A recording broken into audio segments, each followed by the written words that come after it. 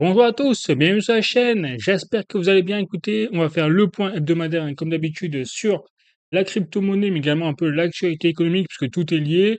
Et donc, il y a pas mal de choses à dire, hein. Encore une fois, sur tout ce qui est également le RWA, VeChain, Ondo, Chainlink, surtout, vous allez voir Chainlink, une nouvelle très importante, qui est sortie donc là cette semaine, et bien sûr, l'actualité géopolitique économique qui est en train d'impacter tous les marchés, bien évidemment. Bon, bah écoutez, si vous êtes chaud, n'hésitez pas à mettre un like, à vous abonner, et c'est parti.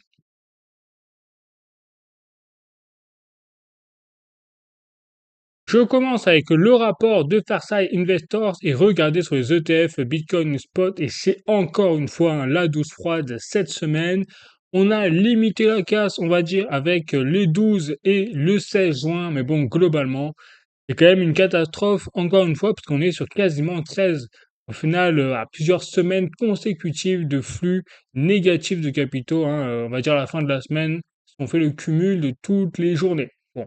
Donc, on est à un total de 53,44 milliards, vous voyez, de dollars de flux toujours injectés entre les ETF Bitcoin Spot. Et effectivement, c'est vrai que là, sur la courbe, on voit qu'il y a une nette baisse, mais que ça se stabilise quand même à un certain niveau là, les sorties de flux de capitaux. Bon, donc on est clairement là dans une tendance court terme qui continue sur en fait la fuite de liquidités vers notamment SpaceX, et on va voir, hein, j'ai les chiffres et tout, on sait où va l'argent en fait clairement, et puis surtout qu'à l'arrivée des prochaines IPO, notamment sur l'IA, hein, qui est en train de prendre de plus en plus de place, en fait, d'ampleur dans le schéma aujourd'hui financier. Et c'est là où c'est en train de tout basculer au niveau, surtout au niveau, hein, technologique, financier, mais également, même social et sociétal, parce qu'on est en train de se demander, même, l'IA est tellement puissante avec ce qui se passe que c'est déjà en train de capable de remplacer certains humains, on va dire au niveau du travail. Bon. Donc ça va forcément bousculer tous les codes et forcément déjà les codes financiers. Bon, parce que les marchés sont toujours en anticipation, hein, vous le savez. Donc ça anticipe peut-être aussi également la fin un peu de tout ça, d'un nouveau monde qui se forme. Et ça se fait pas sans heurts, bien évidemment. Donc les capitaux se dirigent tout à fait vers l'IA. Là, c'est clair et vers SpaceX notamment. Donc je continue, les ETF Ethereum Spot, c'est pas mieux. Regardez, la semaine est vraiment dans le rouge, cramoisi, sauf le 15 et 16 juin, on va dire, on a limité la casse également. Mais bon, globalement, on est en perte, hein, cette semaine sèche, puisqu'on a 11,2 milliards de capitaux au total injectés sur les ETF Ethereum. Et la semaine dernière, nous étions un peu plus, donc voilà, on est en baisse et vous voyez sur le graphique, on voit bel et bien, on est sur un plateau descendant quand même. Bon, ça reste lancier encore une fois, je le dis. D'ailleurs, je rappelle, je suis pas un conseiller financier ni en investissement, hein, j'ai pas la capacité de lire l'avenir. La météo, tout ce que je donne, c'est mon avis personnel, bien évidemment. Et mon avis personnel, c'est qu'effectivement, on est sur une tendance un peu court terme, même peut-être moyen terme à la baisse, en tout cas sur les capitaux, sur les ETF, mais enfin, ça ne remet en rien en cause on va dire l'objectif long terme, l'utilité long terme de valeur refuge, notamment pour le Bitcoin. Et quand je vois ces courbes-là, bon, c'est pas non plus une catastrophe. On n'a pas une perte de liquidité massive. Bon, je sais pas comment le dire, mais voilà, vous avez compris, hein, clairement.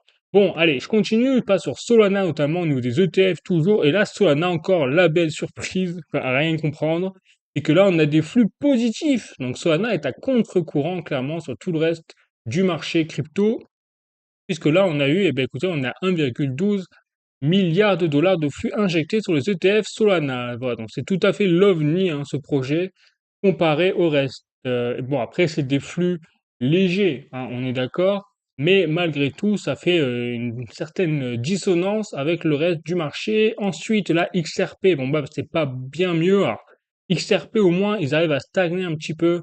Là, limiter la casse également par rapport à la semaine dernière, on était à peu près au même niveau des 1 milliard, enfin, 1000 millions, on était à 1 milliard 50 millions, bref. Un truc comme ça, donc on est à peu près au même niveau là aujourd'hui. Bon, rien d'exceptionnel. Donc là, on voit bien qu'on est toujours dans la phase, si je dois résumer l'ensemble des chiffres sur les ETF, en tout cas crypto, notamment Bitcoin et Ethereum surtout, parce que Solana, bon, Ah, c'est quelques millions qui ont été rajoutés, mais bon, c'est pas non plus assez significatif pour vraiment décrire une tendance de marché.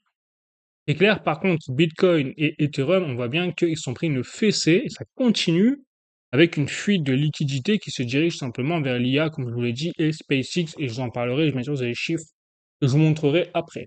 Bon, ensuite, je continue toujours sur le Bitcoin avec notamment journalducoin.com. Les microtransactions explosent et représentent 80% des transactions quotidiennes. Je ne sais pas si vous vous rendez compte le délire.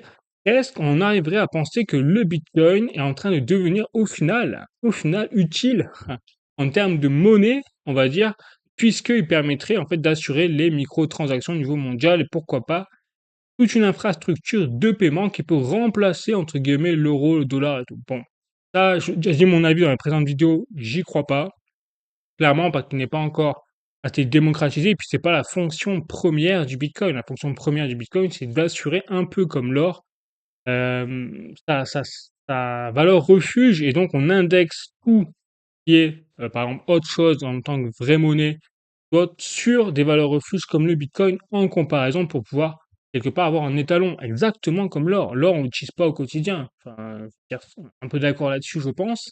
Mais l'or sert au final d'étalon par rapport à la valeur de nos monnaies. Et quand on voit d'ailleurs que l'or explose à la hausse depuis 2 ans, malgré la correction légère, là, enfin légère, entre 10 et 20% qu'on a connue depuis 2 derniers mois, bon, bah, c'est pas en fait l'or qui monte et l'or qui baisse. Au final, c'est la valeur de notre argent fiat, donc euro, dollar, tout ça, qui fluctue dans le temps et qui se fait défoncer.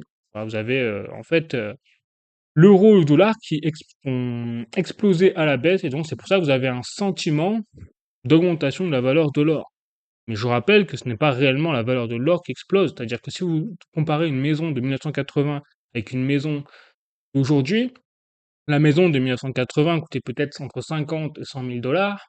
Encore, je suis violent, peut-être 30 000 dollars pour une maison avec, et donc avec un salaire, vous aviez une belle baraque à l'époque. Aujourd'hui, bon, bah, la moindre maison, on va dire potable, avec une piscine et tout, c'est minimum entre 300 et 500 000 euros. Voilà. Contre, en valeur or, c'est toujours la même quantité d'or entre 1980 et aujourd'hui 2026 pour acheter la même maison. Donc en quantité or, c'est-à-dire quelques lingots, quoi, au final, eh bien, ça n'a rien changé physiquement. C'est ça que je veux dire. Par contre, en termes de monnaie fiduciaire, c'est là où on voit la différence. Bref, c'est la même chose au final qui va arriver tôt ou tard avec le Bitcoin. Bon, voilà pour la petite parenthèse et voilà pourquoi je continue bien sûr à croire au Bitcoin, hein, vous l'avez compris. Sur le long terme, je continue avec cette fois journalducoin.com. Donc on voit bien que là, sur le court terme, c'est la fessée pour tout ce qui est les nouvelles sur Bitcoin, avec notamment le STRC de stratégie qui atteint son plus bas niveau historique, jamais connu, jamais enregistré, puisqu'on a eu un moins, en fait, 11%, moins 14% en fait, de cote, puisqu'on est passé de 100 dollars à 89 dollars, donc moins 11% effectivement. Et ça, en fait, signifie quoi? Ça signifie tout simplement que cette action-là permettait à Michael Saylor, à son entreprise, d'investir en fait dans le Bitcoin quand l'action dépassait 100 dollars.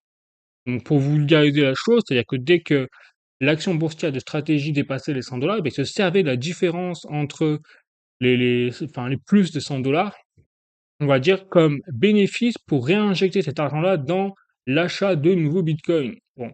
Mais là, comme on a une baisse de moins 11%, déjà, ça veut dire qu'effectivement, on a une baisse d'attractivité, on a un schéma de vente, hein, là aussi, sur une perte de confiance de la part des investisseurs qui vendent leurs actions stratégie parce que la période est catastrophique, faut le dire. Et donc, forcément, eh bien, ça va impacter derrière les achats de stratégie. C'est-à-dire qu'ils ne pourront plus acheter de Bitcoin sur le dos, au final, entre guillemets, des actionnaires. Voilà, bon. Est-ce que ça remet en cause le système global de stratégie? Non, je ne pense pas. Alors, ça le remet en cause sur le court terme, puisque, en fait, ça ferme les vannes du financement, finalement, quasiment gratuit, je dirais gratuit, entre guillemets. Vous me pardonnerez la vulgarisation, mais grosso modo, c'est ça, parce que Saylor, en fait, se fait quasiment financer par ses actionnaires, au final, les nouveaux achats de Bitcoin. Bon, je vulgarise énormément, mais la finalité, on n'est pas loin de trucs comme ça. Là, il ne pourra plus financer puisque, bah, l'action n'est plus au-dessus de 100 $. Donc ça va être compliqué pour lui et ça risque d'entraîner une boule de neige, c'est-à-dire, bah, ça va entraîner vu qu'on va plus voir d'achat de la part de Michael Saylor, ça va peut-être entraîner même des ventes de bitcoin pour compenser certaines, lignes comptables. Pourquoi pas? Ça a déjà été le cas, je crois, avec, 32 bitcoins là qu'ils ont vendu la semaine dernière. Bon, à vérifier, hein, bien évidemment. Mais voilà, donc on est en train d'assister vraiment à la fuite de liquidités du secteur crypto, mais pas que. L'or, vous allez voir également, vers autre chose. Bon, vous avez compris ce que c'est autre chose, c'est l'IA et SpaceX toujours. Ensuite, je continue toujours avec le Bitcoin, hein, cointribune.com. On continue avec les mauvaises nouvelles, on va dire, les mauvaises qui fâchent. Allez, les nouvelles qui fâchent plutôt. Cointribune.com, 20% des mineurs de Bitcoin dans le rouge selon JP Morgan. Alors, c'est pas vraiment une mauvaise nouvelle. Autant stratégie, bon, c'était pas une bonne nouvelle quand même que l'action baisse comme ça, parce que ça a des impacts derrière son entreprise, et donc, par ricochet, au niveau marketing sur le Bitcoin, bon, fondamentalement. Mais là, vous voyez, 20% des mineurs de Bitcoin dans le rouge, on va dire que c'est tout simplement la prix de minage qui est désormais supérieur simplement au prix du Bitcoin. Donc, pour certains mineurs qui n'ont pas les énormes data centers, les énormes fermes de minage avec les dernières machines de course de compétition, de feu de Dieu, forcément, s'ils s'y prennent mal, l'électricité leur coûte beaucoup plus cher que ce que rapporte un Bitcoin. Donc, ça ne vaut même plus le coup au final de faire du minage de Bitcoin. Bon. Et donc, ce qui se passe, c'est que là, pour être précis, vous avez le coût de production qui est estimé à 78 000 $ et le Bitcoin évolue à peu près aujourd'hui dans les 62 ou entre 62 et 66 000 $. Bon. Et c'est pour ça que vous avez une difficulté de minage qui a chuté de 10% depuis le début de l'année. Donc là, c'est simple. C'est soit vous avez avoir dans les mois qui viennent un rattrapage, c'est-à-dire que le coût de minage, donc comme ils vont vendre, comme il y a des fermes qui vont peut-être arrêter de produire, eh bien le coût de minage va diminuer au fur et à mesure qu'il y ait moins peut-être de mineurs ou avec des moyens un peu mis en pause ou etc. La difficulté de minage va continuer de baisser. Ça va être un peu une échelle de cascade et forcément ça va impacter encore le Bitcoin parce qu'il y aura aussi également des ventes forcées peut-être de certaines entreprises de minage qui vont être mises en place. Donc ça peut entraîner tout ça en plus avec Michael Saylor, la stratégie en plus les ETF. Bon, on est peut-être là aujourd'hui sur un short squeeze et je vous dis pas ça voilà, sur le court terme, hein. Je dis pas c'est fini, non, non, pas du tout. Je dis ce qui est possible, même peut-être probable dans les mois qui viennent, mais encore une fois, ce ne sera que passager. J'en suis convaincu et pas sorti du chapeau, c'est parce que derrière, voilà, il y a des choses qui arrivent. Notamment, là, j'ai un article de cryptost.fr, Bitcoin et Premium Income, on appelle ça comme ça, quel est ce nouvel ETF de BlackRock?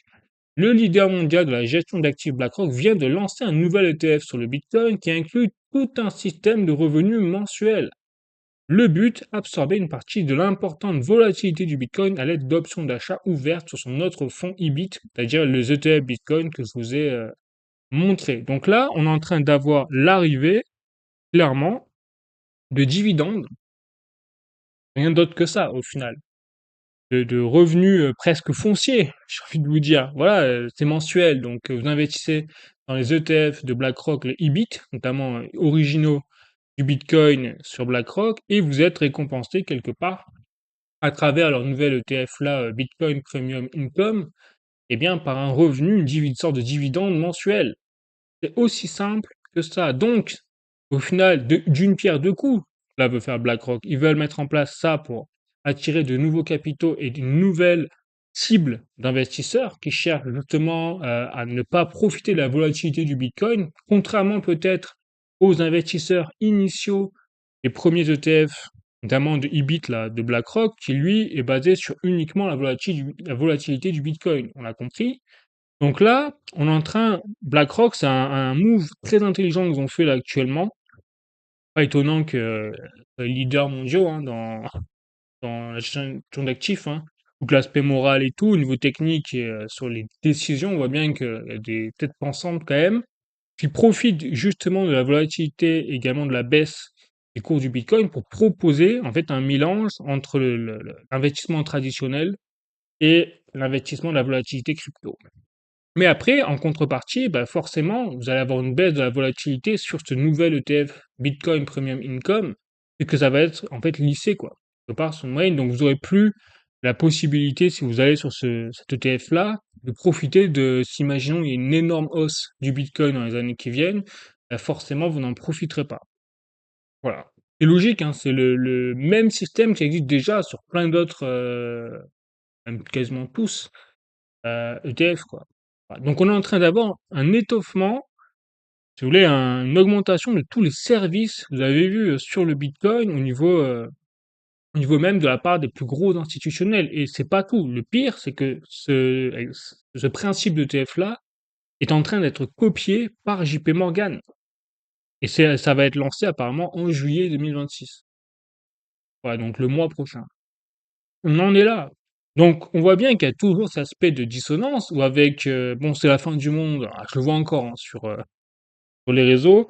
C'est la fin du monde pour le Bitcoin. C'est le bear market. C'est, bon, voilà, les carottes sont cuites, c'est foutu. Eh, eh, prenons du recul et regardons un peu ce qui se passe au niveau fondamentaux. Et les fondamentaux, encore une fois, ne cessent d'être de plus en plus à l'aise, quoi. Voilà. C'est tout. Ça se voit. Et là, c'est pas tout. Je continue, c'est là où c'est très intéressant, notamment parce que j'entends de plus en plus de critiques sur l'entreprise Saylor de enfin de voilà, stratégie. Et donc, ce qui est intéressant, c'est qu'au même moment, alors rien, il y a rien qui va. Hein, je veux dire, au niveau marketing, ils se sont défoncés, stratégie. Ils ont vendu du Bitcoin la semaine dernière. En plus, je trouve que Michael Saylor s'est très mal défendu en justifiant pourquoi il vendait 32 Bitcoins. Alors en fait, il disait que finalement, quand on l'avait dit qu'il fallait vendre un rein, il nous a fait un truc du genre, oui, mais il fallait pas le prendre au pied de la lettre. Enfin, sans déconner, mais bon, quand même, ne dis pas ce genre de propos à la légère. Et après, en plus, en argumentant qu'en fait, on ne le pensait pas forcément. Et que c'était évident qu'on ne penserait pas à le faire. Bon, et évidemment, enfin, je pense que moi, le commun des mortels ont compris qu'il fallait pas vendre son rein pour un bitcoin. Ça, c'est évident. Mais il y a des personnes qui peuvent peut-être vraiment le penser. Donc, je trouve déjà un petit peu abusé d'avoir fait cette déclaration, en plus d'être revenu dessus en dédouanant un peu. Bon, c'est mon avis, entre parenthèses, mais par contre, là où c'est hyper intéressant, c'est que vous avez Metaplanet quand même, donc la société japonaise, qui est en train de copier littéralement le modèle de Michael Saylor et de son entreprise stratégie au moment où c'est la merde en fait. Ah ça c'est drôle, ça c'est drôle. Effectivement, Metaplanet, ils ont en fait acheté là, cette semaine, hein, enfin c'est annoncé, donc une nouvelle entreprise qui s'appelle Cibo Securities. Donc c'est une entreprise avec une licence financière donc, japonaise qui va permettre tout simplement de mettre en place le même système quasiment hein, au poil de chèvre près que Michael Saylor. Voilà. Et donc, faut savoir que Metaplanet obtient désormais 40 177 bitcoins, ce qui fait en fait qui en fait la plus grosse entreprise détentrice de bitcoin en Asie. Même pas au Japon, non, en Asie. Donc, c'est là où c'est intéressant, c'est que un produit qui marche, ou du moins où va y avoir un besoin, présent, actuel ou futur, forcément, il doit y avoir de la concurrence. C'est-à-dire que le jour où vous avez une entreprise qui crée un produit et vous n'avez pas de concurrent, en fait, ça veut dire qu'il n'y a pas de marché. Et là où c'est intéressant, c'est de voir qu'en plus, il se lance Metaplanet au moment c'est où Saylor et son entreprise sont sous le feu des critiques. En mode, mais en fait, ce modèle ne tiendra pas, il n'y a pas de concurrent, c'est mort. Voilà. Donc, je trouve intéressant quand même que ça arrive pile à ce moment-là, et ça veut dire qu'il y a quelque chose. Il y a quelque chose qui est en train de se passer au niveau institutionnel.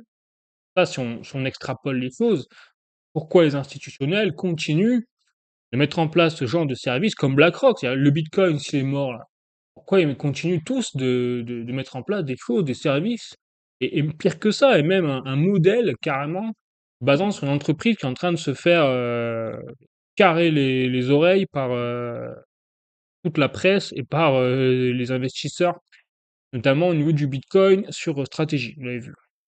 Voilà. Donc c'est pour ça, c'est important de dézoomer, de prendre du recul parce que je pense qu'on n'est pas prêt. On n'est pas prêt pour les prochains, mois, pour les prochaines années sur le bitcoin. Là, aujourd'hui, on est en train de subir tout simplement la géopolitique qui était, imprévisible, c'est-à-dire, le choc pétrolier. C'est pas fini, hein. Là, je vois tout le monde qui se réjouit, ça y est, c'est fini et tout, mais oh les amis, je pense que vous avez pas lu entre les lignes, en fait. Enfin, donc je vous en parlais, je vous montrais un peu ce qui se passe en Iran et machin, mais on n'est pas du tout sorti de l'auberge. Ça, je on le sait. Mais bon, donc plus SpaceX, là, qui a raflé, la mise de la liquidité, l'arrivée d'Anthropic et de OpenAI, ça va faire la même chose. Donc 2026, ah, c'est pas la bonne année, hein. Bon, c'est que ça défie tous les pronostics, Quintet Plus, hein, clairement. Pas la bonne année du tout. Mais bien sûr, il y a 2027-2028 et peut-être même fin d'année 2026. Peut-être pas voilà, pas, fini, c'est pas fini. Voilà, c'est ça que je veux dire. On est sur un marathon, là. On est sur un marathon. Je pense que ceux qui regardent ma chaîne depuis un petit moment, le savent. On est sur un marathon, c'est la patience qui va payer. C'est pour ça que c'est important d'avoir une stratégie. Et là, je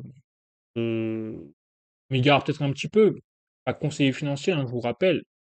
À mon avis, c'est qu'il faut avoir une stratégie en fonction de ses capacités aussi financières. Si vous pouvez attendre à son long terme, bon, bah, vous n'avez même pas à vous poser la question. Mais si vous devez, voilà, vous devez jouer avec le moyen de court terme, la crypto, c'est là où c'est dangereux parce que le temps nous le rappelle, les événements nous le rappellent, les prix surtout nous le rappellent.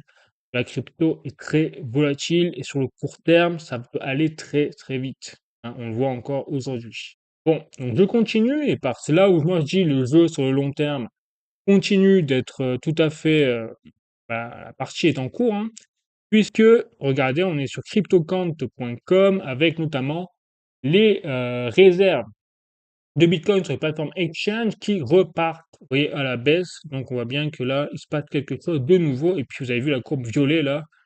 Bon, bah, c'est pas folichon, hein. Il y a la tendance est vraiment à la baisse des liquidités de Bitcoin sur les plateformes exchange. Et donc, on a en cours toujours un choc de liquidité sur le Bitcoin qui arrivera tôt ou tard à un point critique. Et donc, forcément, vous avez compris, explosion des prix. Voilà les amis, donc ce sera tout pour le Bitcoin. Vous avez compris que moi je suis extrêmement toujours confiant. Et puis en plus, j'ai prévenu la semaine dernière qu'avec SpaceX, bon, eh bien, fallait pas rêver, fallait pas s'attendre à une remontada exceptionnelle du Bitcoin, puisque la liquidité, de toute façon, est en train de se diriger ailleurs, parce que les regards sont braqués ailleurs, parce que l'intérêt est braqué ailleurs, parce que vous avez l'IA qui est en train de créer une hype incroyable. Et d'ailleurs, le symptôme majeur d'une bulle, eh oui, bulle spéculative de fou, donc ça rappelle énormément la bulle spéculative des années 2000 d'Internet. Donc faites très, pour ça que je dis, je réitère mes propos, faites très attention à tout ce qui est SpaceX, même à Nvidia, enfin toutes les bourses, enfin toutes les entreprises, notamment du top 500 là, dans l'IA, bah, faites très attention où vous mettez les pieds, je vous engage, hein, parce que on est vraiment, je pense, dans une bulle spéculative de malade mental au niveau de l'IA. Après, si vous avez misé sur les bons chevaux, bah, je vous souhaite. Puis voilà, mais gardez en tête que là, on est à un niveau pas normal d'euphorie sur l'IA et qu'on n'a jamais atteint des niveaux comme ça. Vous avez montré la semaine dernière ou il y a 2 semaines d'ailleurs, le niveau de l'index de volatilité, notamment de bulle, et à un niveau qui a dépassé, notamment en 1929, donc la Grande Dépression, et 2008, mais pulvérisé. Donc là, on est officiellement en zone ultra rouge, massive, de bulles spéculatives, et quand ça va péter, bah, ça va faire très mal, hein. Et ça va péter. Un jour, ça pètera. Alors, quand? C'est la question. Peut-être ce sera dans 6 mois, peut-être ce sera dans 1 an, 3 ans, 5 ans. Bon, ça, personne peut prédire. Mais en tout cas, voilà, ça c'est quelque chose quand même à penser avant de voter sur les entreprises liées à l'IA. Dans même SpaceX, qui est pas l'IA, mais bon, a compris que et que ce qu'ils ont enfin, bref, avec les liquidités en jeu, c'est déjà une bulle, quoi. Allez, je continue. Les amis, je passe à VeChain. Donc, VeChain, excellente nouvelle, c'est-à-dire l'arrivée, ça y est, de la plateforme qui va permettre à tout un chacun, qui, avec des compétences ou non dans le codage, de développer ses propres agents autonomes. Donc, c'est un truc de fou quand même, ce qu'ils sont en train de créer la VeChain. Donc, vous voyez, ils sont en train de créer un portail qui s'appelle avec l'économie des agents autonomes et ils vont tout simplement convertir VWorld là-dessus. Et vous savez, le portefeuille VWorld, le wallet, eh bien, permettra justement d'acheter, d'être une marketplace, notamment pour avoir ses propres agents, mais également créer ses propres agents. C'est là où c'est fou. Les acheter également sur Marketplace, donc VWorld, et donc ça s'appellera Agent Suite, c'est marqué là. Donc il y a même une waitlist, si vous voulez rejoindre l'aventure, entre guillemets, bah, une liste apparemment d'attente. Et voilà. Donc c'est du délire ce qui se passe. Concrètement, je vais vous passer, c'est une petite eWorld has vidéo, always been your gateway. j'enlève le son, donc, et je vais mettre en grand. Voilà, vous voyez, c'est n'importe qui voilà, peut désormais, enfin, en tout cas pourra, quand la plateforme Agent Suite, comme ils l'appellent, sortira, mais on est vraiment là à un stade incroyable. Et donc, il y aura 3 étapes. Vous pourrez créer, construire ce qu'on appelle dans la Agent Force. Donc, c'est un module, en fait, qui permettra de créer votre propre agent. Ensuite, l'agent que vous avez créé, eh bien, vous pourrez le vendre sur ce qu'on appelle le Marketplace Agent Market, ils appellent ça comme ça. C'est l'équivalent de Amazon, on fait le parallèle que dit Vétienne, de tous les agents autonomes. Et après, il y aura un système pour justement protéger, bah, bien sûr, que ce soit pas des agents autonomes bidons ou sortis d'on ne sait pas où, eh bien, un système de sécurité permettra à l'écosystème, de façon décentralisée, de noter et de dégager les mauvais agents.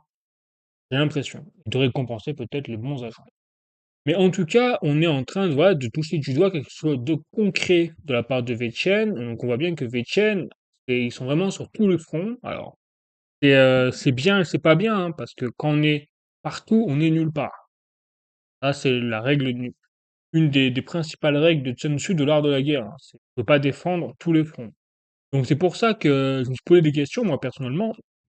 Je dis bon, qu'est-ce qu'ils vont nous faire? Encore une fois, donc ils ont créé VWorld sur l'écologie avec le ESG. Bon, on y croit, on ne croit pas, mais visiblement ça a marché. Mais là, on voit que c'est en plein la plateforme VWorld. Encore autre chose que ça là, ça c'est vraiment différent. Mais bon, on voit bien qu'il n'y a pas eu un enthousiasme très voilà, la hype est passée, clairement.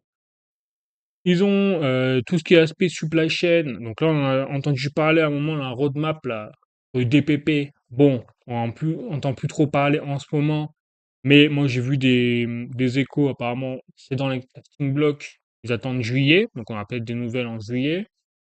Bon, donc là, ils sont vraiment, j'ai l'impression, ils ont recalibré 2 fronts. C'est le RWA et l'intelligence artificielle. Donc, voilà, on a l'impression finalement que VHL, ils sont partout, sur tous les fronts qui font rien. Mais en fait, si, ils ont resserré leur scope et ils sont sur à la fois, donc bah, la preuve, hein, leur Agent Suite, leur nouveau module, on va dire, de création, et également la supply chain avec les produits passeports, la DPP, comme ils appellent ça, donc ce qui est le RWA, au final, des actions réelles, et de la vie réelle, des objets physiques. Donc, bien sûr, on va voir ce que ça donne, hein, parce que VeChain, ils sont autant capables de faire le pire comme le meilleur, on le sait. Mais là, franchement, s'ils arrivent à mettre ça en place de façon carrée, je pense qu'ils peuvent réellement tout déchirer sur leur passage. Alors, pour l'instant, c'est les prix qui sont déchirés, c'est clair. Alors, je continue quand même, je vous montre la petite vidéo là, voilà. Là, il parle d'agent market, donc c'est un peu ce que je vous disais. Et vous voyez, ils visent Telegram, WhatsApp, donc il y aura visiblement des partenariats avec toutes ces entreprises. Donc je vois bien un partenariat avec Telegram. Vous pourrez utiliser par exemple un agent autonome acheté sur VeChain ou que vous avez vous-même développé sur VeChain en mode no-code et derrière vous le mettez sur Telegram. Voilà, après, Donc là, on est dans une ère quand même si on se projette outre l'aspect investissement, outre l'aspect technologique et tout, ça part en vrille. Ah ouais, on est dans Terminator, version 0.0 quoi.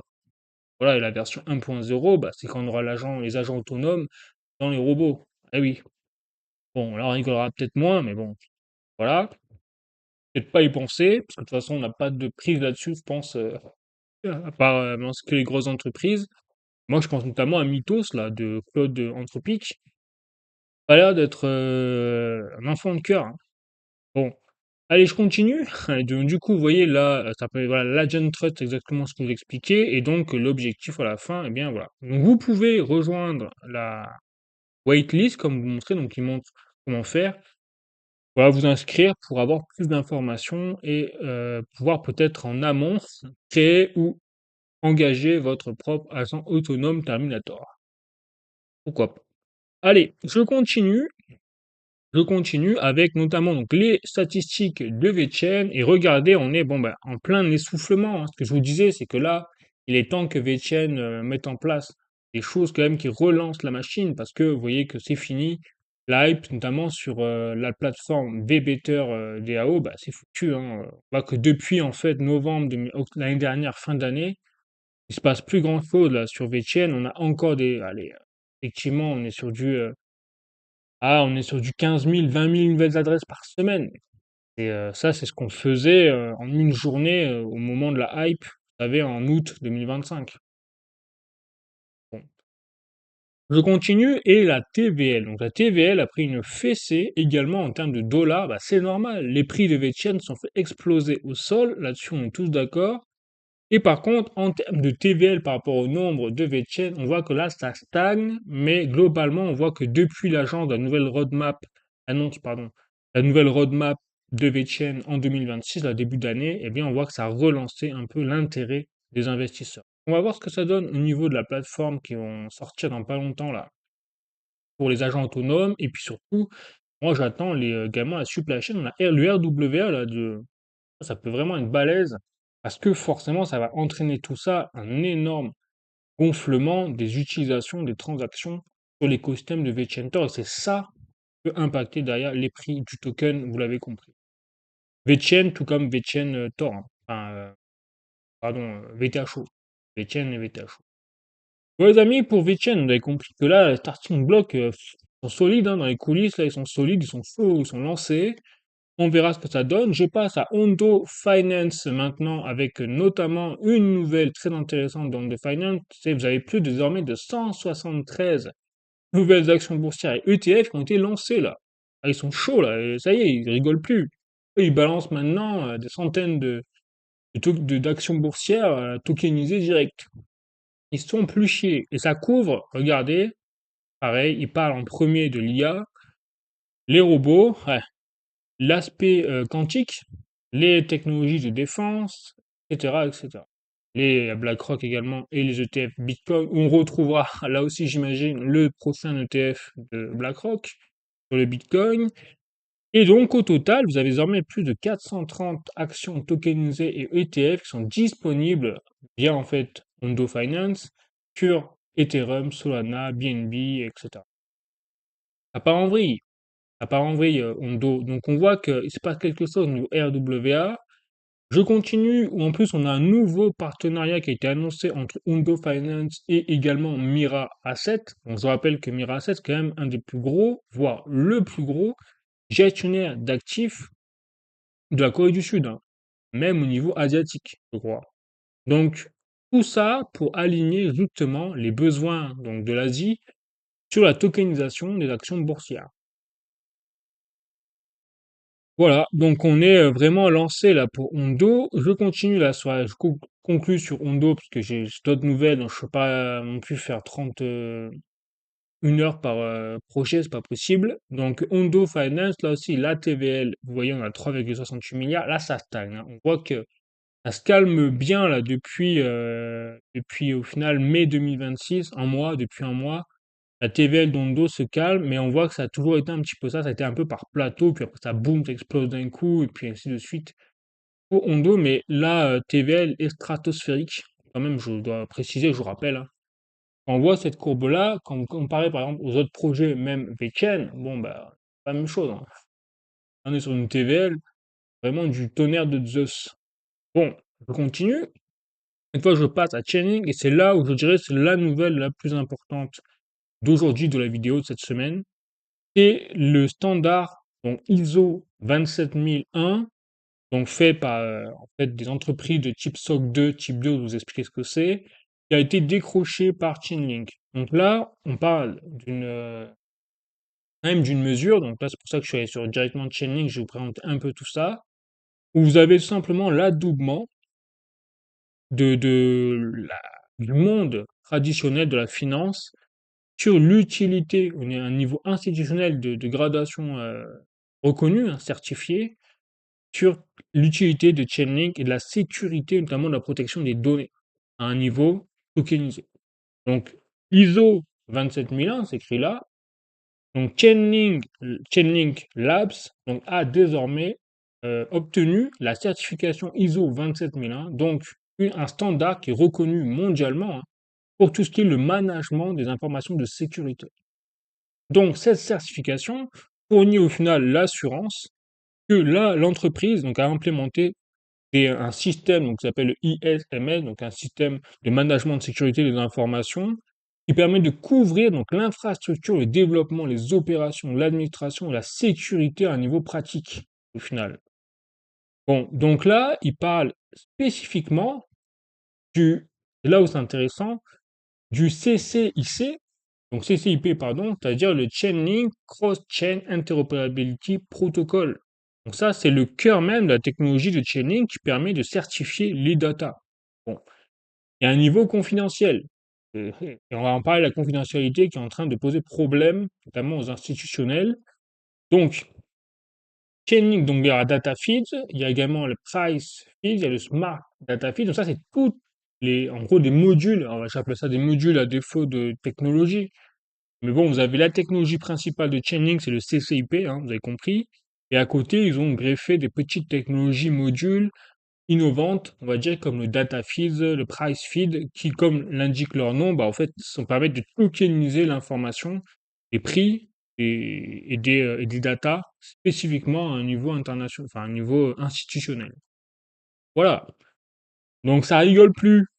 Ça rigole plus. Et ça veut dire une chose, c'est qu'avec cette norme ISO, et vous avez le monde institutionnel qui rejoint Chainlink. Et en fait, vous avez Chainlink qui rejoint le monde institutionnel. Donc là, vous avez une fusion des deux mondes, là, en direct, annoncé là. Partenariat avec un petit tweet de rien, paye pas de mine, hein, avec un cadenas, je sais pas quoi. Voilà. Et ça a été fait par un auditeur indépendant qui est en fait expert, donc SOC 2. Donc je pense que si vous êtes dans la qualité, bah, vous devez connaître au niveau industriel. Et ils ont examiné, du coup, voilà, la technologie CTIP de Chainlink, Datafield, bref. Bon, donc ça rigole plus. Ça rigole plus. Et parce que là, ça fait vraiment. Alors après, bon, on est dans une période, on sait, court terme, c'est une catastrophe. Des prix, on est tous d'accord, je pense, là-dessus. Mais au niveau fondamentaux, c'est une nouvelle. En fait, je pense que personne ne réalise vraiment. Ça veut dire que là, on a vraiment l'interrupteur qui a fait ce flip the switch pour l'arrivée des capitaux dans Chainlink. Et là, on parle pas de n'importe quel marché en plus. Là, on parle d'un marché, alors, nouveau partenariat, c'est vrai, j'ai oublié, entre Chainlink et OKX. Bon, vous voyez la plateforme Exchange OKX qui représente 40 trillions de dollars de volume de trading au niveau de sa plateforme. Effectivement, nouveau partenariat, on est tous super, tout le monde est content. Et tout ça sur fond, parce que c'est là où c'est intéressant, c'est pas un partenariat comme ça, lambda avec, comme on peut le voir souvent sur des projets crypto où en fait ils listent la crypto. Non, là c'est un partenariat de fonctionnement avec en fait l'arrivée sur, OKX de l'utilisation de la technologie CCIP au final de Chainlink pour tout ce qui est la tokenisation du AW, enfin le technologie de 80 trillions de dollars au niveau voilà, du RWA. Ça part en vrille, en fait. Donc, Chainlink est littéralement en train d'être mis en avant comme le pilier principal, unique, central de toute la data au niveau mondial, en tout cas la data financière. Et quand je vois les prix du projet, mais ça fait littéralement rêver. Vous allez voir les prix de Chainlink. On a une entreprise qui est littéralement peut-être dans le top 10 des entreprises au niveau fondamental les plus importantes en termes d'utilité. C'est-à-dire que demain, vous enlevez Chainlink, vous avez énormément d'entreprises qui vont souffrir au final parce qu'elles n'en pourront plus la garantie par rapport à leurs concurrentes qui utilisent Chainlink, eh bien, des données, au final, des data. Et le nerf de la guerre aujourd'hui, c'est l'argent, on est d'accord, mais c'est surtout l'information. Dans l'ère où c'est l'information avec Internet, tout ça, qui fait l'argent derrière. C'est pour ça que vous avez des mastodontes comme Google, Amazon, Meta et tout, qui injectent des milliards au niveau des publicités et toutes les conneries. Là, comme Netflix. Pourquoi ils veulent mettre les publicités? Bah, parce que vous avez également des ciblages derrière sur votre personnalité, et donc ça pousse à consommer.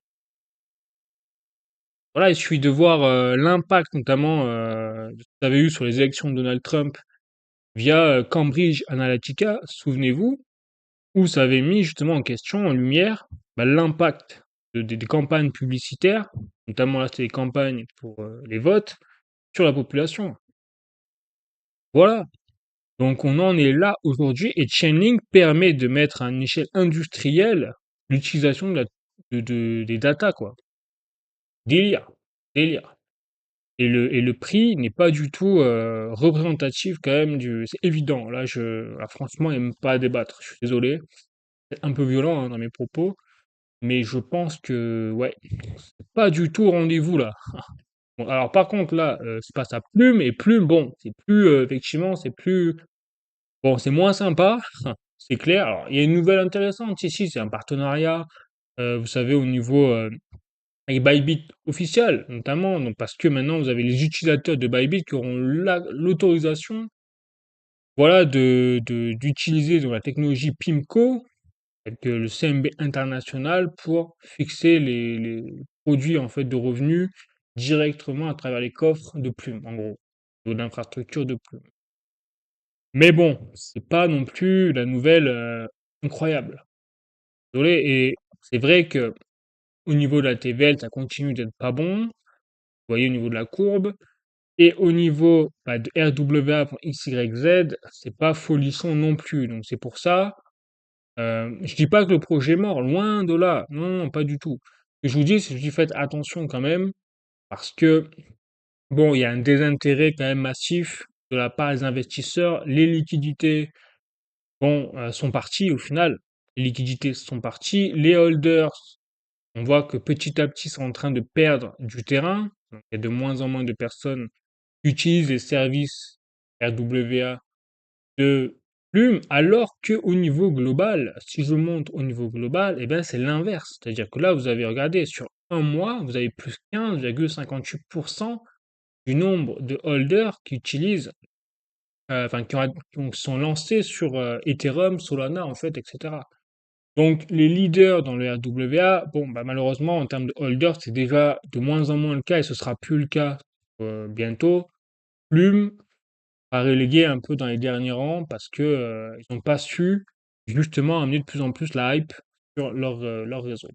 Et, de loin, hein, c'est un projet, mais ça veut pas dire que c'est fini. Pour eux, loin de là, parce que ils sont en train vraiment de créer quelque chose d'unique. Ce sont, je rappelle, les agents de transfert de la SEC. Bon, ils mettent en place une infrastructure très spécifique au niveau institutionnel. Donc, bon, voilà. Donc, c'est loin d'être fini. C'est juste que c'est vrai que c'était pas réaliste au bout de 6 mois qui représente le backbone du RWA au niveau infrastructure. C'est clair. Donc là, on voit qu'effectivement, au niveau de l'ensemble, ben, le RWA, alors là, ça a baissé un petit peu sur le dernier mois. Là, on a 32,33 milliards. Je crois qu'on était à 33 la semaine dernière, ou il y a 2 semaines. Bon, ça a baissé un peu au niveau de la distributed asset value. Mais par contre, au niveau, c'est là où c'est impressionnant, du nombre de holders, on voit qu'il se passe quelque chose. la tokenisation d'actifs est en train d'attirer de plus en plus de monde et de plus en plus de capitaux. Mine de rien, quoi qu'on en dise, quand on voit la courbe, là aussi, c'est assez impressionnant. C'est le contraste total avec la TVL des projets, de certains projets notamment. Donc, le RWA continue de pulvériser les records, hein, notamment au niveau du nombre de nouveaux holders. Je continue et je passe à XRP et Ripple notamment. Là, c'est plutôt intéressant. On a Rhys Merrick, donc qui fait partie de l'équipe Ripple, hein, vous voyez, c'est le Senior Executive Officer, donc directement qui s'occupe de tout ce qui est Moyen-Orient et d'Afrique, notamment donc, pour l'entreprise Ripple, directement qui a annoncé un partenariat au final. Alors, c'est plutôt un investissement de la part de Ripple dans The Flutter Wave, comme vous pouvez voir ici. Et donc, ça veut dire que l'ERL USD, le stablecoin de Ripple, eh bien, va pouvoir être utilisé justement avec le XRP Ledger en Afrique. Donc, on a vraiment un boost. Là, j'ai l'article clairement sur Flutterwave et directement à la source, et du 16 juin 2026. Et donc, on a simplement XRP qui est à la conquête du continent africain. Je résume la chose. Au final, ce sera plus simple pour favoriser les paiements transfrontaliers, parce que effectivement, en plus, l'Afrique, c'est un des derniers continents à ne pas avoir, on le sait, tout ce qui est le système bancaire comme nous on l'a en Occident, c'est-à-dire, bon, bah, tout le monde a un compte bancaire. Là-bas en Afrique, c'est presque, bah, certaines zones, il n'y a pas de banque en fait, vous avez même pas internet, forcément. Donc par contre, si vous avez un téléphone, bah, là avec justement l'arrivée de Ripple et tout, vous avez l'accès au microcrédit, au micro-paiement, aux paiements transfrontaliers, c'est-à-dire où que vous soyez sur, la planète et on pouvait faire les paiements. Donc on pense souvent, notamment aux familles, week-ends sont peut-être partout dans le monde, bah, peuvent faire les paiements très facilement en instantané en Afrique et vice-versa. Voilà, donc là, on a vraiment une conquête de XRP de Ripple sur le continent africain en matière de finance, tout simplement. Et là où c'est intéressant, c'est de voir que là aussi, le projet est on va dire, au niveau des prix, et donc forcément au niveau des fondamentaux. C'est-à-dire qu'aujourd'hui, c'est incroyable, c'est-à-dire qu'on voit toujours que l'erreur classique, c'est de mêler les prix aux fondamentaux. Et encore une fois, on le voit, les prix ont baissé et vous avez un nombre incalculable de tweets ou d'autres choses sur les réseaux sociaux ou même voilà, sur Internet, sur vous voulez. Comme les prix sont trop bas, c'est de la merde. Voilà, donc le projet, les prix sont en baisse, c'est de la merde. Et quand les prix montent, c'est bien. Voilà, sauf que si c'était vraiment ça, bon bah, il y aurait une chipotée de shitcoin, comme le Dogecoin là, qui non, ça ne serait pas valable. Voilà. Donc pour vous dire que là, malgré donc, la chute, qu'est-ce qui se passe? Eh bien, les baleines XRP accumulent plus de 1,5 milliard de jetons acquis en 6 mois. Je rappelle, donc là, c'est là où c'est étonnant, c'est que vous avez 74% de l'offre totale de XRP qui est dans les mains des baleines. 74%. Je ne sais pas si vous vous rendez compte de l'offre hein, à disposition. Je ne parle pas de ce qui est bloqué, de machin, non, de l'offre à disposition. Truc de fou. Donc, il se passe quelque chose. Voilà. Il y a des informations que le commun des mortels n'ont pas sur ce projet et que les baleines euh, jettent dessus au final. Donc, on est dans la meilleure période là. C'est-à-dire que c'est une excellente période aujourd'hui pour, si vous pouvez viser le long terme, encore une fois, pour justement avoir une stratégie d'accumulation. Et donc, les baleines, c'est ce qu'elles font. C'est-à-dire qu'au moment où tout le monde vend, bah, qu'est-ce qu'elles font? Elles accumulent. Et là, pour le coup, du XRP. Bon. Je continue, cryptost.fr, donc crypto vers une DeFi confidentielle pour interrogation, certains protocoles s'organisent, donc là ils sont un peu à la bourre, puisque je rappelle que Chainlink, justement, vient de créer à travers leur CCIP et leur technologie, tout un grade, justement, où la blockchain peut être rendue à un niveau confidentiel, et c'est pour ça d'ailleurs que les institutionnels adoptent en masse Chainlink. Parce que personne, enfin, aucune entreprise n'a envie de voir ses bilans comptables sur la blockchain publique et visible au niveau du monde entier. Je pense que là-dessus, effectivement, c'est assez clair. Donc, c'est pour ça qu'effectivement, là, il y a de plus en plus maintenant de controverses sur la décentralisation, notamment on le voit même avec le Bitcoin, c'est-à-dire que le minage de Bitcoin, à l'ensemble du marché du minage, aujourd'hui, c'est quelques entreprises, et notamment des entreprises américaines. Vous avez tout ce qui est le hash rate du Bitcoin de plus en plus centralisé dans les entreprises américaines de minage. Et donc, qui dit derrière quelques entreprises, dit en fait centralisation quelque part du pouvoir de minage du Bitcoin. Donc, tout l'aspect au final de décentralisation était à l'origine même de la crypto-monnaie et du Bitcoin, de la blockchain surtout, est en train de disparaître. C'est triste à dire, mais au final, personne ne veut de la décentralisation et tout le monde s'en fout. De toute façon, on le voit bien. Je veux dire, ça fait pas bouger une oreille qu'un projet devienne centralisé, par exemple. Des projets comme ça qui sont devenus confidentiels et en fait, vous avez le prix même, enfin, même les prix qui ont augmenté. Le prix du token à l'annonce. Et finalement, ils étaient en train de mettre en place de la centralisation de leur blockchain, eh bien, les prix ont explosé. Je sais plus exactement quel projet c'était, mais c'était assez édifiant sur en fait les entreprises. Il n'y a que les projets comme Monero et tout qui permettent la transparence, mais là, c'est plus la décentralisation, c'est l'aspect de la vie privée. Au final. C'est plus vraiment la même chose. Mais la vraie décentralisation, malheureusement, c'est plus du tout le cœur du sujet. On va dire ça comme ça. Allez, je continue, cette fois je passe aux actualités crypto plus générales, hein. Et donc vous avez CoinDesk, la grande rotation, les investisseurs désertent les magnifiques Seven, la crypto au profit des goulets d'étranglement de l'IA. C'est exactement ce que je vous disais en début de vidéo, c'est exactement ce que je vous disais la semaine dernière, c'est qu'on a une fuite de liquidité, et là c'est analysé noir sur blanc, donc vous voyez par CoinDesk, avec les chiffres en plus derrière, vous avez toute une rotation de liquidité en cours. Et donc, ils appellent ça la grande rotation. Et là, ça date d'hier, hein. Vous voyez, je vous invente rien. Donc, c'est évident. C'est pour ça que je vous dis, il faut être patient, il faut tenir le long terme, parce que cette rotation de liquidité s'injecte dans un milieu où, en plus, c'est tellement d'argent qu'on est en train de créer une bulle spéculative massive, mais puissance 10 par rapport à, même 20 par rapport à 2008. Je ne parle même pas de la Grande Dépression de 1929. C'est une catastrophe. Ça va faire très mal, hein. Franchement, quand ça a pété. Et donc, même, vous voyez, même les Magnifiques Seven, c'est-à-dire le top 7, même elles prennent cher en fuite de liquidité. C'est dans tous les sens, là. C'est la foire à la saucisse. Voilà, c'est la foire à la saucisse. Je continue. Donc, cointribune.com, Binance assure poursuivre ses efforts pour obtenir une licence MiCA dans l'UE. Alors, attention à ceux qui utilisent Binance. Je pense que beaucoup de personnes utilisent Binance. Effectivement, ils sont pas sûrs, donc rien n'est joué encore, mais d'obtenir vous savez, l'agrément d'ici fin juin. Parce que je rappelle que c'est dans 2 semaines, là. Si la loi MiCA, enfin les entreprises comme Binance ne sont pas mises en conformité par rapport à la loi MiCA, elles sont expulsées d'Europe. Donc c'est pour ça que je vous engage à être vigilant là-dessus. Si vous avez des fonds sur Binance, eh bien, ouvrez juste au moins un compte secondaire de type Coinbase, ou enfin en tout cas une plateforme exchange. Vérifiez bien que cette plateforme-là soit conforme à la loi MiCA déjà. Ce serait dommage, perdriez vos 2 plateformes exchange. Mais le but, c'est qu'au cas où, si vous devez migrer vos fonds en urgence parce que Binance se fait expulser, eh bien, voilà, vous avez une porte de sortie. Mais encore une fois, ce n'est pas sûr que Binance se fasse dégager. Là, ils sont en pourparlers avec l'Union européenne apparemment, et peut-être qu'ils vont arriver à obtenir quelque chose d'ici fin juin, début juillet.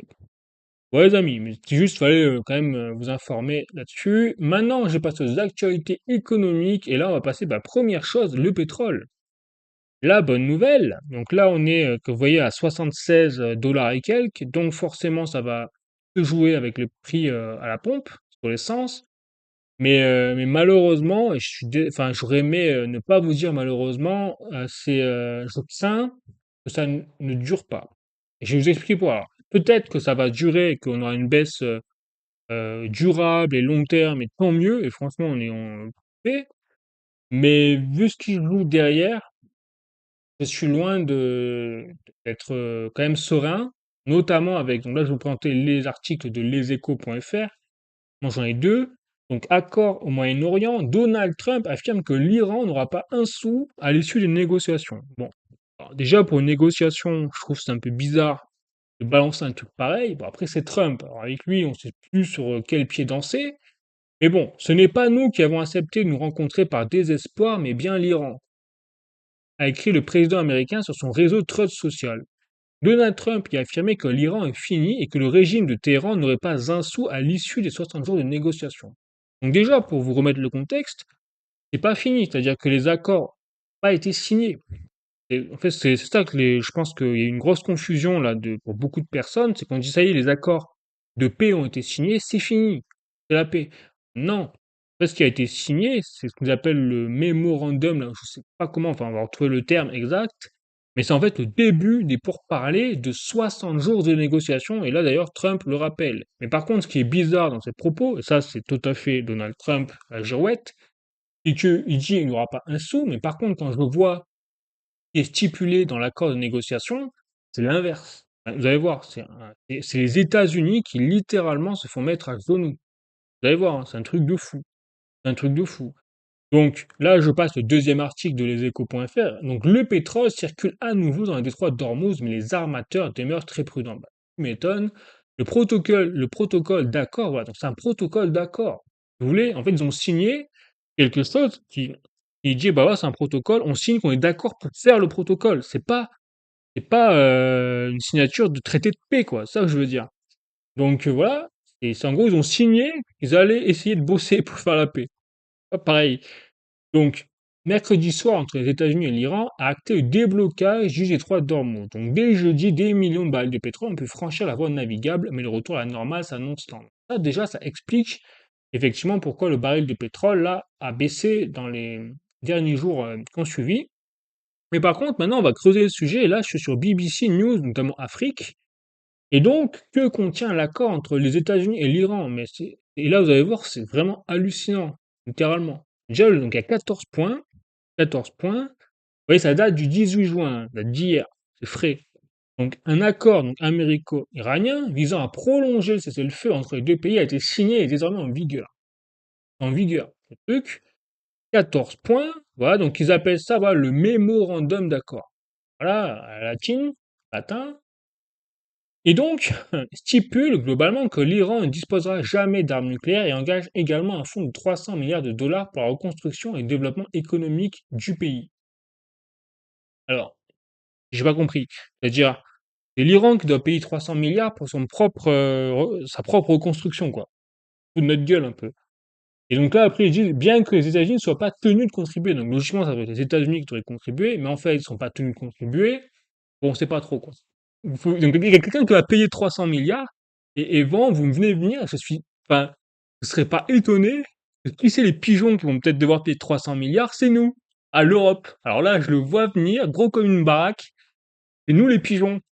On est toujours les pigeons, vous verrez, vous verrez. On aura une nouvelle comme quoi on devra payer 300 milliards, en fait, on va payer les pots cassés. Bon, j'extrapole, je caricature, mais franchement, je serais pas au point où on en est, avec tous les bouffons par qui on nous gouvernait, vraiment, ce serait pas impossible, surtout que l'accord de paix, il a été signé où? Hein? Ben, je vous laisse répondre à la question. Donc nous, la France, on a peut-être une place de choix dans ce financement avec, voilà, vaut mieux rigoler, hein, bien sûr. Vous avez compris où je veux en venir. Le point 1, bon, de l'accord, déjà, c'est mettre fin au conflit sur tous les fronts. Pas con, sauf que déjà, problème, aujourd'hui, hein, on est le 19, ben, on a eu des bombardements de l'Israël sur le Liban. J'avais expliqué il y a 2 semaines, 3 semaines, que l'Israël, géopolitiquement, politiquement, et c'est pas, ça prend rien, n'a pas intérêt à avoir la paix entre les États-Unis et l'Iran, puisque l'ennemi numéro un public depuis des générations de l'Israël, c'est l'Iran. Donc eux, ils ont intérêt à ce que l'Iran soit rayé de la carte et basta. En plus, avec tout ce qui est l'aspect du grand Israël, tout ça, bon, je suis pas rentré dans les détails, mais pour ceux qui connaissent un petit peu l'histoire, ça sonne bien, quoi. Après, c'est peut-être pas vrai, c'est pas la vérité, mais ça sonne bien en tout cas dans cette hypothèse. Donc, comme par hasard, aujourd'hui, bah, ça a été signé donc le 18 juin l'accord du mémorandum d'accord, mais ça a pété l'Israël, ils ont bombardé le Liban, alors que ça devait être mettre fin au conflit sur tous les fronts, donc ça incluait le Liban. Raté. Ouais, donc ça va pas être ça va pas être une partie de plaisir, hein, un long fleuve tranquille pour Donald Trump. Voilà, donc toute poursuite des opérations militaires israéliennes au Liban constituerait une violation de l'accord. Bon, bah, manque de peau, aujourd'hui, ça n'a pas raté. Voilà. Point numéro 2, respect des affaires intérieures. En gros, les États-Unis ne se mêlent plus des affaires de l'Iran et l'Iran ne se mêle plus des affaires des États-Unis. Voilà. Un délai extensible de 60 jours. Donc 60 jours plus 60 jours. Donc, non, mais le truc, ça va durer à vie, le machin. Voilà, donc extensible plus plus. En gros, leur mémorandum d'accord. On croit vraiment, on est au cirque, hein. On est au cirque. Les États-Unis vont mettre fin au blocus. Ils ont eux-mêmes mis en place sur le détroit d'Ormuz. Et le détroit d'Ormuz qui était blocus par l'Iran. Donc, double blocus levé. Non, mais vraiment, c'est un sketch. On est dirigé par des fous. Et donc, le quatrième, cinquième point sur le détroit d'Ormuz, bon, bah là, ok, c'est la levée des blocages et donc, voilà, trafic qui revient à la normale, en gros. Hein. Point numéro 6, et c'est là où on commence encore plus à rigoler, de l'argent pour la reconstruction de l'Iran. Donc c'est là où je vous dis les 300 milliards, donc un plan définitif et mutuellement convenu, d'une valeur d'au moins 300 milliards de dollars.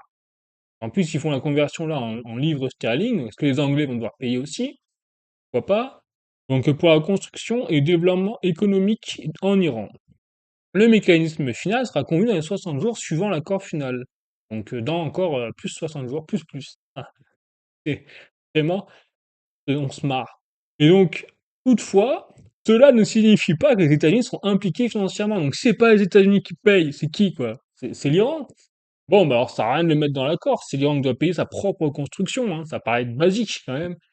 Donc je sens venir la douille, mais vous savez, mais monumentale. Ah, l'Europe, là, vous êtes vraiment des pigeons, vous allez payer 300 milliards. Ouais, au point où on en est. Bref. Et en plus, on dira oui, oui, hein, avec tout qui nous gouverne, là, c'est avec le sourire en plus. On dira avec le sourire. Donc, point 7, fin des sanctions. Alors là, vraiment, enfin, imagine, donc, Trump dit on a mis l'Iran à genoux, on les a mis KO. Par contre, on est en train de faire un truc là, c'est qu'on est en train de faire un accord de mémorandum là, de paix où au final, on baisse la culotte, quoi. Les États-Unis, c'est-à-dire que l'Iran va ressortir de la guerre mieux renforcé et en meilleur état financier, économique, qu'avant la guerre. Et oui, puisque je rappelle que attends, l'Iran, quand même, ça fait des dizaines d'années qu'elle est sous sanction, elle peut pas vendre son pétrole, elle peut rien faire, parce qu'elle est sous sanction occidentale, et pas que les États-Unis, hein, c'est-à-dire l'ensemble des Nations Unies. D'ailleurs, les États-Unis mettront fin à toutes les sanctions économiques contre l'Iran, y compris celles incluses dans les résolutions du Conseil de sécurité des Nations Unies et celles mises en œuvre unilatéralement par les États-Unis. Le calendrier n'est toutefois pas clair. Non mais, je veux dire, qui c'est qui a perdu, qui c'est qui a gagné là?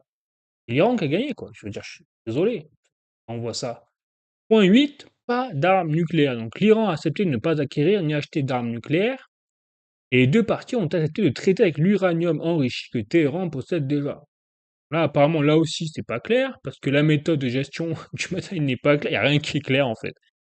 Eh, c'est du bidon. Du bidon. Bref. Point 9 et 10, 1 statu quo. Les deux parties suivantes de l'accord précisent que les États-Unis et l'Iran conviennent d'un statu quo de leur programme nucléaire dans l'intervalle. Et donc là aussi, c'est clair. Comment, pourquoi, on ne sait pas. Point 11, fonds gelés. Donc là, on en revient aux sanctions. Fonds gelés, donc ce point a constitué un obstacle important en négociation. Ok, mais ça n'a pas empêché l'Iran d'obtenir, eh bien, bah voilà, les États-Unis s'engagent à rendre entièrement disponibles, entièrement, hein, les fonds gelés ou soumis à des restrictions. Et ils vont se gaver, l'Iran, hein. Ils vont se gaver. Si ça, c'est suivi, et encore, et je dis bien si, parce que quand même, ça a d'être un petit peu de la poudre aux yeux. Alors. Donc, de toute façon, il y a deux hypothèses. Hein. Je finis les points, puis après, je vous donne mon avis. Point 12 à 14, suivi et négociation finale. Les derniers points du document décrivent la logistique du déroulement de l'accord. Donc, on parle, enfin bref, donc un accord pour un accord, logistique de l'accord pour l'accord, vraiment, on est chez fou. Ils affirment que les États-Unis et l'Iran mettront en place un mécanisme pour surveiller la mise en œuvre du mémorandum d'accord et le respect. Donc, il y aura des arbitres, peut-être? Bref. Non, vraiment, c'est monumental. Bref. Et donc, là où ça va être pour moi intéressant de voir, c'est qu'il y a deux hypothèses. Soit c'est du bullshit à mort, tout ça là. C'est pour les médias, c'est pour le marketing. Donc un peu comme la guerre Russie-Ukraine, au final les Ukrainiens, bah, champions du monde du marketing, ils font semblant de faire croire qu'ils résistent à la Russie, mais bon, ils se font pulvériser quoi. Maintenant, on le sait. malheureux, mais bon, millions de morts pour ça. Et donc, bah, là, je serais pas étonné que ce soit du bullshit également. Et en fait, il y a rien derrière, quoi. C'est-à-dire que ça va refaire un cycle. Donc, vous avez déjà l'Israël qui a bombardé le Liban aujourd'hui. Donc, le point déjà de l'accord, il est foutu. Bon, bah, on revient à la case départ. Et qu'en fait, ils nous pigeonnent comme ça pendant des mois, même des années, là-dessus. Voilà. Ou alors, la deuxième hypothèse, c'est vrai, c'est qu'ils vont vraiment mettre véritablement un accord. Et là, ça veut dire une chose, c'est que l'Iran a gagné. Voilà. Et c'est soit l'un, soit l'autre. Au final, mais du coup, c'est hyper instable. Si c'est la première hypothèse, bah, vous avez compris qu'en fait, on n'est pas sorti de l'auberge, on en a encore pour des siècles comme ça. Au final, ça peut durer très longtemps. Et si c'est la deuxième hypothèse, bah, au final, les États-Unis ont perdu toute la ligne. Et donc, le monde ne sera plus jamais le même, si c'est ça. Dans tous les cas, il sera plus jamais le même. Parce que si c'est l'hypothèse 1, bah, chaos économique mondial, en gros, long terme. Et si c'est l'hypothèse numéro 2, ça veut dire que c'est l'Iran qui va devenir le principal leader, au final, de tout le Moyen-Orient, parce qu'ils auront la main mise sur le pétrole, ils seront même plus sous sanctions. Donc là, l'Israël, elle est doublement perdante. C'est pour ça que j'ai du mal à penser qu'Israël va se laisser faire. Ça ne m'étonne pas que l'Israël ait bombardé le Liban aujourd'hui, juste après l'accord, en mode allez vous faire voir, nous on veut la guerre. C'est ça. Bon. Donc, c'est vraiment le. Et en plus, je vous rappelle que l'Iran fait partie des BRICS, l'alliance économique Chine-Russie-Inde, au passage. Bon, voilà, donc c'est pour ça que je vous dis, bah, comme par hasard, l'or est fait flinguer. Voilà. Donc, l'or, cette semaine, bah, il a pris cher. Donc, vous voyez, on était la semaine dernière à 117 260 euros le kilo. On est repassé cette semaine à un pic de 121 000, et puis on se fait reflinguer la figure à 116 000 et quelques, donc en dessous encore du plus bas de la semaine dernière. Donc ça fait pas plaisir, mais en fait c'est normal. Je vous dis, hein, on est en train d'assister à une fuite de liquidité, une rotation de liquidité de tout vers justement l'IA, la bulle IA. Bon, et en plus, on a le yo-yo là sur ce qui se passe avec le Moyen-Orient, avec Trump et tout, donc on n'est pas sorti de l'auberge. Les amis, et je vous remets le graphique de SpaceX en conclusion. Vous voyez, où là, bah, depuis la sortie de l'IPO de SpaceX, on est bien sur une tendance. Ah non, alors on est un peu à la baisse là, effectivement, sur SpaceX, mais je trouve que pour une IPO, vraiment, ils font très fort, et qu'en plus, ils continuent, vous voyez, de mobiliser les capitaux. Et vous voyez que la capitalisation boursière de SpaceX est passée de 2,11 milliards à 2,43 milliards. Donc, on a encore de l'afflux en une semaine, hein. On a encore des afflux de liquidités de capitaux dans SpaceX, malgré le fait que l'IPO ait déjà fait une extrême, une performance extrême. Là, on a plus 14,3% par semaine, enfin, depuis la lancée de SpaceX. Voilà où vont, les amis, les capitaux, et c'est pour ça, c'est normal que vous avez une chute de l'or, valeur refuge, et du Bitcoin également, et des altcoins. Et ça va continuer, faut pas rêver, je veux pas vous vendre du rêve, là, sur le court terme, ça va continuer, tant que bah, vous aurez le bordel en plus avec rien et tout, et avec le pétrole qui risque de remonter, et les entreprises comme ça. Voilà. Mais sinon, sur le long terme, on reste très fort, et faut être patient. C'est tout, parce que il restera à la fin plus que ça, je pense, l'or, l'argent physique et le bitcoin, parce que tout le reste va se faire flinguer dans l'hyperinflation. Bon, allez les amis, ce sera tout pour aujourd'hui. Donc j'espère que vous avez aimé la vidéo, et puis n'hésitez pas à mettre un like, à vous abonner, et puis je vous souhaite un excellent week-end, et puis je vous dis à la semaine prochaine. La bise, ciao.